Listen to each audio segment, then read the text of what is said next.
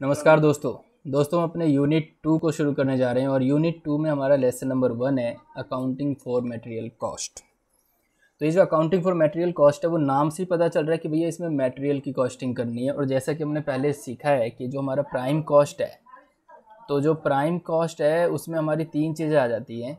Direct, उसमें सारे direct आते हैं, डायरेक्ट मटेरियल, डायरेक्ट लेबर और जो कोई डायरेक्ट एक्सपेंस है वो मटेरियल लेबर के अलावा। तो सारे जो डायरेक्ट वाले खर्चे हैं वो हमारे प्राइम कॉस्ट है। उसमें एक जो सबसे बड़ा प्राइम कॉस्ट है वो है मटेरियल। तो मटेरियल का देखते हैं कि हमें क्या क्या इसमें पढ़ना है। तो भैया मटेरियल का मतलब क्या है, मटेरियल कंट्रोल क्या है, इन्वेंट्री कंट्रोल क्या है और टेक्निक्स क्या है इन्वेंट्री कंट्रोल के। ABC analysis, economic order quantity, stock level, minimum level, maximum level, recorder level, reorder quantity, inventory turnover ratio and review of slow and non-moving items, proper purchase procedure, proper storage procedure, proper issue procedure, two bin system और use of perpetual inventory records and continuous stock verification। ये सारे के सारे method हैं material costing के।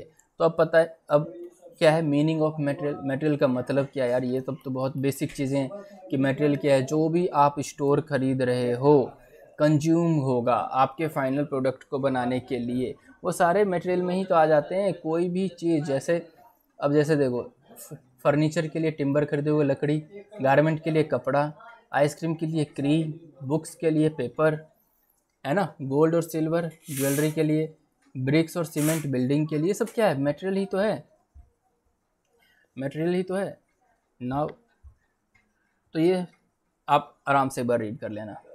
Now material control. Material control क्या है भैया, कंट्रोल वर्ड वहीं आता है जहाँ पे आप खर्चे को बचाना है, कॉस्ट को कंट्रोल करना है। तो मटेरियल कंट्रोल इन्वॉल्व्स प्लानिंग करना, ऑर्गेनाइजिंग करना, प्रोक्योरमेंट मतलब परचेज कहाँ से करें उस पर कंट्रोल करना। भाई जो बंदा 2 रुपये सस्ते देगा हम वहीं से खरीदेंगे। स्टोरेज कहाँ पे रखना है, ऐसा ना हो कि भाई रखने का इतना खर्चा हो गया कि हमारा प्रोडक्ट प्राइस इतना महंगा हो जाए, कॉस्टिंग इतना महंगा हो जाए वो बिके ही ना, है ना। तो ये सब कंट्रोल का पार्ट आ जाता है। ऑब्जेक्टिव क्या मटेरियल का, भाई सिंपल सा ऑब्जेक्टिव है मटेरियल को कंट्रोल करना कि भैया अंडर स्टॉकिंग ना हो जाए। जब ज़रूरत पड़े हमारे स्टॉक में माल होना चाहिए। अभी प्रोडक्शन की ज़रूरत है और स्टॉक में माल ही नहीं है तो अंडर स्टॉकिंग हो गई। ओवर स्टॉकिंग भी नहीं होनी चाहिए। ओवर स्टॉकिंग में क्या हो जाएगा कि भैया हमारे उसमें क्या है कि ना माल ज़्यादा पड़ा है और हम स्टोरेज कॉस्ट बियर किए जा रहे हैं। तो ये तभी होता है जब हम प्लानिंग नहीं करते हैं। तो इसीलिए हमें प्लानिंग की ज़रूरत पड़ेगी। Now to minimise the total cost को कम करने के लिए ऑर्डर कॉस्ट और कैरिंग कॉस्ट को कम करना है हमें। वेस्टेज को अवॉइड करना है, लॉस को अवॉइड करना है, स्टोरेज और यूसेज में जो वेस्ट होगा लॉस होगा उसको अवॉइड करना है। और maintain proper and up to the day records of inventory के प्रॉपर रिकॉर्ड होने चाहिए। कितने का मटेरियल मैंने खरीदा है वो सारा रिकॉर्ड रखना पड़ेगा। To provide the required information to the management. और मैनेजमेंट को कोई अगर इन्वेंट्री से रिलेटेड इन्फॉर्मेशन चाहिए डिसीजन के लिए तो आप उसको जानकारी दे पाओ। Now essential requirement of material control. Material control के लिए क्या क्या इसेंशियल जरूरी है भाई, प्रॉपर कोऑर्डिनेशन होनी चाहिए। परचेज कब करें, रिसीविंग कब करें, इंस्पेक्शन कब करें, स्टोरेज कब करें, प्रॉपर परचेज सिस्टम। भाई परचेज सिस्टम डिफाइन होना चाहिए, यहाँ से मुझे माल खरीदना है ताकि समय आने पे मैं उसे खरीद सकूँ। प्रॉपर स्टोरेज सिस्टम होना चाहिए कि भैया अगर खरीद लिया तो यहाँ पे रखना चाहिए। प्रॉपर इशू सिस्टम, भैया हाँ कटिंग डिपार्टमेंट को इतना दे दो, स्टिचिंग डिपार्टमेंट को इतना दो, इशू करने का सिस्टम प्रॉपर होना चाहिए। परपेचुअल इन्वेंट्री सिस्टम की भैया इन्वेंट्री को इतने अच्छे से मेंटेन करो। कंटिन्यूस स्टॉक टेकिंग सिस्टम, कैसे स्टॉक को कंटिन्यूसली हम अपग्रेड करें। इंटरनल चेक सिस्टम, अपने आप को चेकिंग के लिए। Proper budgetary control system, proper forms, proper accounting system. ये सब वो तरीके हैं जो मटेरियल को कंट्रोल करने के लिए है। Proper reporting system. आगे चलते हैं। अब है इन्वेंट्री कंट्रोल। इन्वेंट्री कंट्रोल में किस किस को कंट्रोल करें। इन्वेंट्री मतलब स्टॉक, स्टॉक को ही क्या बोलते हैं, इन्वेंट्री बोलते हैं। भैया रॉ मटेरियल के स्टॉक का कंट्रोल करना है, वर्क इन प्रोग्रेस के स्टॉक का कंट्रोल करना है, फिनिश गुड्स के स्टॉक का कंट्रोल करना है, स्टोर्स एंड स्पेयर्स के स्टॉक को कंट्रोल करना है। तो ये हो जाएंगे सारे के सारे इन्वेंट्री कंट्रोल। ये इतने टाइप के मटेरियल है, stock of raw material, stock of work in progress, stock of finish goods, stock of store and spheres. Now technique क्या क्या है कंट्रोल करने के। भाई पहला है ABC analysis, economic order quantity, stock level, minimum level, maximum level, reorder quantity, inventory turnover ratio, review of slow and non moving items, proper purchase procedure, proper storage procedure, proper issue procedure, now two bin system और use of perpetual inventory records and continuous stock verification. अब ये ABC analysis कैसे है? ABC analysis में क्या करते हैं? देखो एबीसी एनालिसिस में क्या करते हैं, हम अपने स्टॉक को, मटेरियल को 3 कैटेगरी में डिफाइन कर देते हैं कि भैया ये ए लेवल की कैटेगरी में है, ये बी कैटेगरी में है और ये सी कैटेगरी में है। तो ए बी सी 3 कैटेगरी में इसको डालना, यही एबीसी।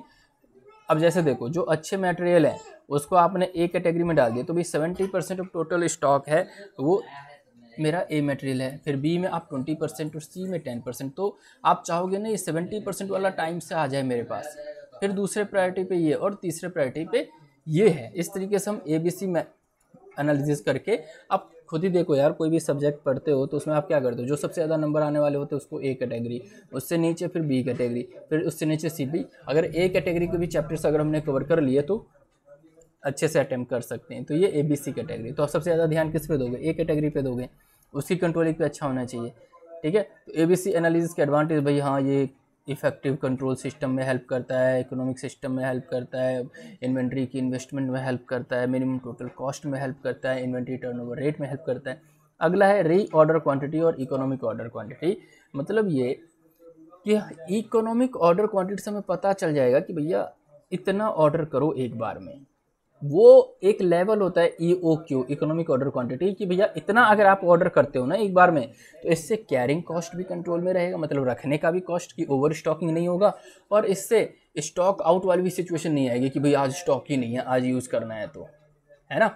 तो ऑर्डर कॉस्ट भी कम हो जाए, कैरिंग कॉस्ट, स्टोरेज कॉस्ट भी कम हो जाए, उस लेवल को बोलते हैं इकोनॉमिक ऑर्डर क्वांटिटी।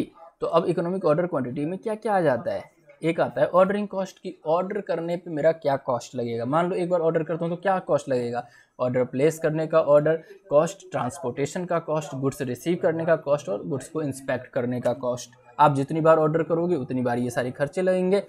तो हम चाहेंगे ना कि भैया ऑर्डर साइज मेरा बड़ा हो जाए, ताकि कम ऑर्डर करना पड़े, या एक ही बार जाएँ ज़्यादा हम सामान लेके आ जाएँ, ताकि ये सब खर्चा एक ही बार में हो, ट्रांसपोर्टेशन खर्चा एक ही बार में हो, प्लेस करने खर्चा, ऑर्डर प्लेसिंग कॉस्ट एक ही बार में लग जाए, इंस्पेक्टिंग का एक ही बार में, रिसीविंग का एक ही बार में। तो हम लार्ज ऑर्डर साइज रखने की कोशिश करेंगे, लेकिन ऐसा भी नहीं कि भाई इतने ज़्यादा हो जाए कि ओवर स्टॉकिंग चल रही है, भाई रखने का इतना खर्चा हो रहा है। फिर है कैरिंग कॉस्ट। कैरिंग कॉस्ट दूसरा पार्ट आ जाता है EOQ में। कैरिंग कॉस्ट में हम क्या देखते हैं? स्टोरेज स्पेस की कॉस्ट क्या है, हैंडलिंग मटेरियल की कॉस्ट क्या है, इंश्योरेंस की कॉस्ट क्या है, ख़राब होने की कॉस्ट क्या है अगर कोई माल ख़राब हो गया, और स्टाफ की क्या कॉस्ट है। आप ज़्यादा सामान लेके आ जाओगे, स्पेस का खर्चा, हैंडलिंग मटेरियल का खर्चा, इंश्योरेंस का खर्चा और स्टोर स्टाफ का भी खर्चा हो जाएगा। तो यहाँ भी हमें ये देखना है कि भाई ऐसा देखो, लार्ज ऑर्डर साइज ज़्यादा रखोगे तो हाई एवरेज इन्वेंट्री आ जाएगी, स्मॉलर रखोगे तो लो एवरेज इन्वेंट्री। तो इसके लिए बेस्ट आपको निकालना पड़ेगा। एक क्या हो गया ये?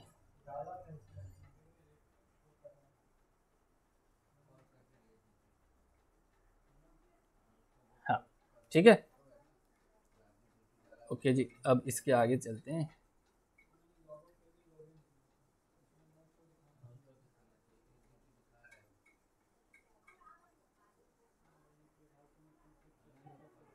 अब आगे क्या है? एनुअल कंजम्पशन या usage of inventory, importance of EOQ। भाई एनुअल कंजम्पशन इससे EOQ हिसाब से निकल जाएगा कि भाई कितना, how much inventory should be order at a particular point of time, कि एक बार में कितनी इन्वेंट्री मुझे ऑर्डर करनी है, वो यहाँ से पता चल जाएगा। ये तभी पता चलेगा जब आपको एनुअल यूसेज पता हो, कांस्टेंट रेट ऑफ यूसेज की कितना यूज़ करना है ये पता हो, ऑर्डरिंग कॉस्ट का पता होना चाहिए, कैरिंग कॉस्ट का पता होना चाहिए, जीरो लीड टाइम और डिलीवरी पीरियड का पता होना चाहिए। अब EOQ के 3 मेथड हैं। इकोनॉमिक ऑर्डर क्वांटिटी के तरीके से EOQ निकालना है, वो निकालना इसलिए कि वो ये लेवल बता देगा कि इसमें ऑर्डरिंग कॉस्ट कम हो जाए, एवरेज इन्वेंट्री कॉस्ट या जो कैरिंग कॉस्ट है वो भी कम आ जाए। तो इसमें 3 मेथड हैं, ग्राफिकल मेथड, टेबुलर मेथड और फॉर्मूला मेथड। तो अब ग्राफिकल मेथड देख लेते हैं।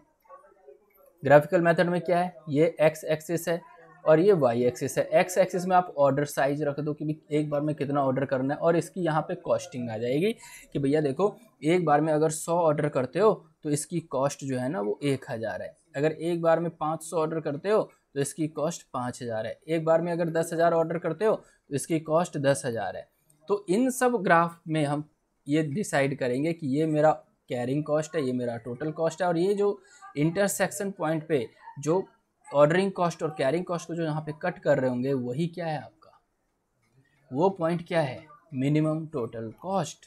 वही पॉइंट क्या है, मिनिमम टोटल कॉस्ट। और वही उसी को आप यहाँ पे जो ऑर्डर साइज में निकालोगे, ये जो 100 है, 500 है, 1000 ऑर्डर है, वही आपका EOQ निकल जाएगा। ये है ग्राफिकल मेथड, पूरे तरीके से थ्योरी है। अब है टेबुलर और ट्रायल एंड एरर मेथड। यहाँ पे क्या है ना, आपको ना ट्राई करना पड़ेगा। यार एक काम करते हैं कि अगर हम एक बार में 100 ऑर्डर करते हैं तो ये सब कॉस्ट कितना आएगा, अगर एक बार में हम 500 ऑर्डर करते हैं तो ये सब कॉस्ट कितना आएगा, अगर एक बार में हम 1000 करते हैं तो ये सब कॉस्ट कितना आएगा। और उसे इस तरीके से 5-6 लेवल पे चेक कर लो और उसके बाद पता लगा लो यार नहीं ये वाला हमारे लिए बिल्कुल फिट है, 1000 वाला ना कि एक बार में। तो कैसे, आप देखो कि अगर मेरा एनुअल कंजम्पशन है 10,000 पीस का, तो अगर मैं एक बार में 100 ऑर्डर करता हूँ तो 100 को डिवाइड 10,000 को 100 से डिवाइड कर दो, तो एक बार आपका जो एक बार में ऑर्डर करने का एक कितनी बार ऑर्डर करनी पड़ेगी आपको पूरे साल में, 1000 बार। तो 1000 बार गुने order size, number of order, ये सब निकल जाएगा और आप निकाल सकते हो। इसके क्वेश्चंस भी देख लेंगे, बहुत ईजी है। अब आगे चलते हैं। अब तीसरा है फॉर्मूला मेथड। अगर आप ट्रायल एंड एरर में नहीं जाना चाहते तो फॉर्मूला मेथड में चले जाइए। फॉर्मूला मेथड क्या है, EOQ बराबर ये अंडर रूट है 2AO बटे में C। तो A क्या है, एनुअल कंजम्पशन की पूरे साल में भैया 1 लाख मटेरियल चाहिए। O क्या है, ऑर्डरिंग कॉस्ट, और C क्या है, कैरिंग कॉस्ट पर यूनिट। तो आपको पता होगा, वो अगर सवाल में दिया होगा कि भैया A ये है और एनुअल कंजम्पशन ये है, ऑर्डरिंग कॉस्ट ये है और कैरिंग कॉस्ट ये है, फॉर्मूले में डालो और निकल जाएगा। तो बस ये 3 फॉर्मूले हैं जो हमारे EOQ निकालने के। अब आगे चलते हैं। अगला पॉइंट आता है स्टॉक लेवल का। स्टॉक लेवल क्या है, अगर हम मैक्सिमम स्टॉक लेवल की बात करूं, मैक्सिमम स्टॉक लेवल का फॉर्मूला आपको याद करना पड़ेगा, reorder level plus reorder quantity minus minimum consumption into minimum reorder period. थोड़ा सा ये फॉर्मूला बेस्ड आपको याद करना पड़ेगा। मैक्सिमम स्टॉक लेवल कैसे निकालें, आपको रीऑर्डर लेवल दिया जाएगा, उसी को आप EOQ भी बोल सकते हैं, है ना। फिर रीऑर्डर क्वांटिटी बता दिया जाएगा, reorder level plus reorder quantity, उसमें से माइनस करना आपको क्या, minimum consumption into minimum stock period. फिर है minimum stock level. Minimum stock level कैसे निकलेगा, उसका भी फॉर्मूला है। मिनिमम स्टॉक का है formula reorder level minus normal consumption into normal reorder period. ये हमारा निकल के आ जाएगा रीऑर्डर लेवल। तो ये मिनिमम स्टॉक का फॉर्मूला हो गया। अब ये सवाल उठता है कि सर रीऑर्डर लेवल ना दो दिया हो तो कैसे निकाले। रीऑर्डर लेवल का मतलब होगा maximum consumption into maximum reorder period, या minimum level plus normal consumption into normal reorder period. ये छोटे छोटे से फॉर्मूले हैं जो आपको याद करना होगा। अब है average stock level. Average stock कैसे यार, कोई भी 2 चीज़ है उसको 2 से डिवाइड कर दो, तो मिनिमम लेवल और मैक्सिमम लेवल को ऐड करो और 2 से डिवाइड कर दो, एवरेज आ जाएगा। या फिर minimum level plus reorder quantity को हाफ कर दो तो भी आपका एवरेज स्टॉक लेवल आ जाएगा। Now next one is danger level. ये डेंजर लेवल क्या है, एवरेज कंजम्पशन ले लो into maximum reorder period for emergency purchase, ये डेंजर लेवल आ जाएगा। नाउ इन्वेंट्री टर्नओवर रेशियो, कि टर्नओवर रेशियो इन्वेंट्री का मतलब कितनी बार इन्वेंट्री इन होता है और आउट होता है, इन होता है और आउट होता है। तो देखो जो फास्ट मूविंग स्टॉक है, जो बार बार आता है और चला जाता है, वो है ग्रेट डिमांड वाली चीज़ें। एक है स्लो मूविंग स्टॉक जो लो डिमांड में है, डोरमेंट स्टॉक जिसका कोई डिमांड ही नहीं है अभी, और ऑब्सोलीट जो भैया अब तो डिमांड में रहा ही नहीं। तो इतने टाइप के। तो इसका इन्वेंट्री टर्नओवर रेशियो कैसे निकालेंगे, cost of material consume during a period, तो भैया मटेरियल कंज्यूम कितना हुआ है पूरे इस पीरियड में, वो डिवाइड कर दो cost of average stock held during the year, कि भैया पूरे साल में एवरेज स्टॉक कितना मेंटेन हुआ था, जो आ जाएगा वही इन्वेंट्री पीरियड होगा, इन्वेंट्री टर्नओवर रेशियो आ जाएगा। और कॉस्ट ऑफ मटेरियल कंज्यूम कैसे निकाले, opening stock plus purchase minus closing stock, ये आ जाएगा कॉस्ट ऑफ मटेरियल कंज्यूम। तो इस तरीके से आप निकाल सकते हो।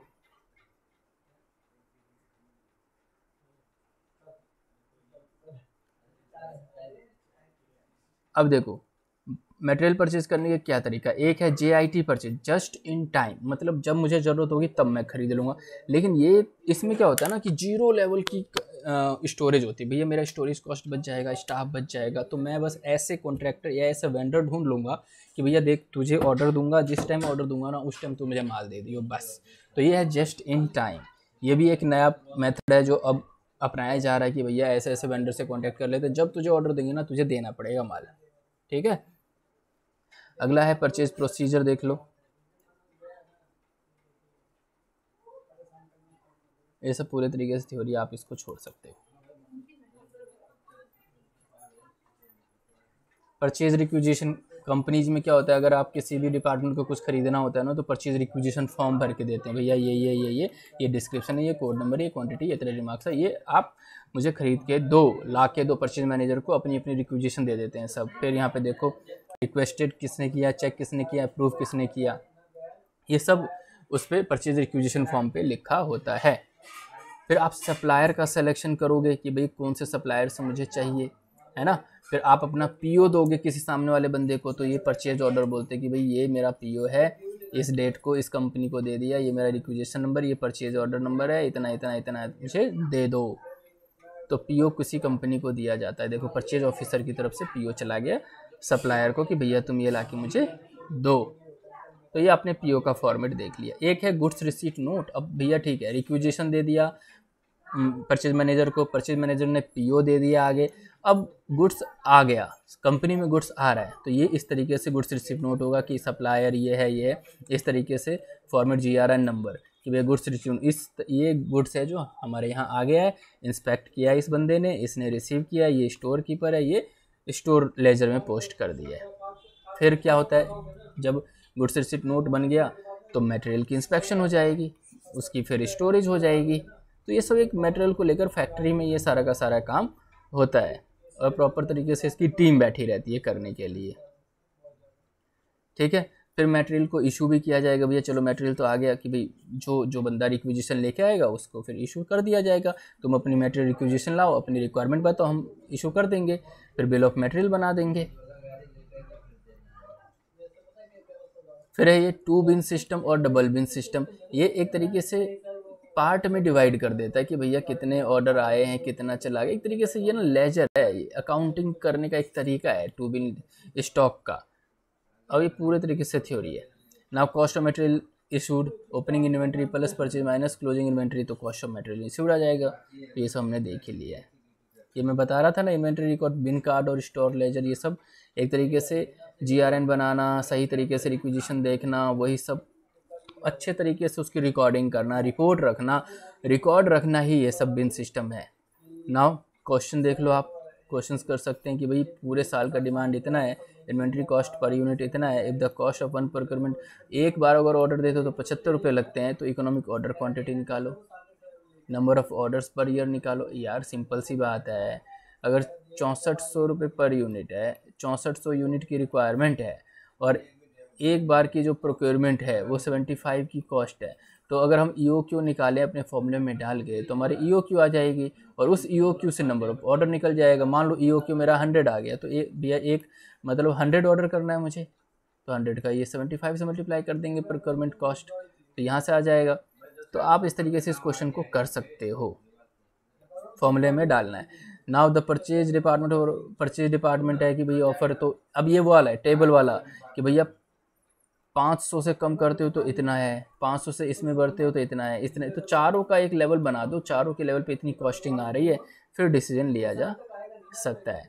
तो इस तरीके से हमने आपका जो ये लेसन नंबर 1 था कॉस्ट ऑफ मटेरियल, वो हमने कवर किया है। नाउ जो हमारा नेक्स्ट है lesson number 2 pricing of material, वो हम कवर करेंगे। तो मिलते हैं नेक्स्ट लेक्चर में, प्राइसिंग ऑफ मटेरियल को कवर करने के लिए फिनिश करेंगे इसे।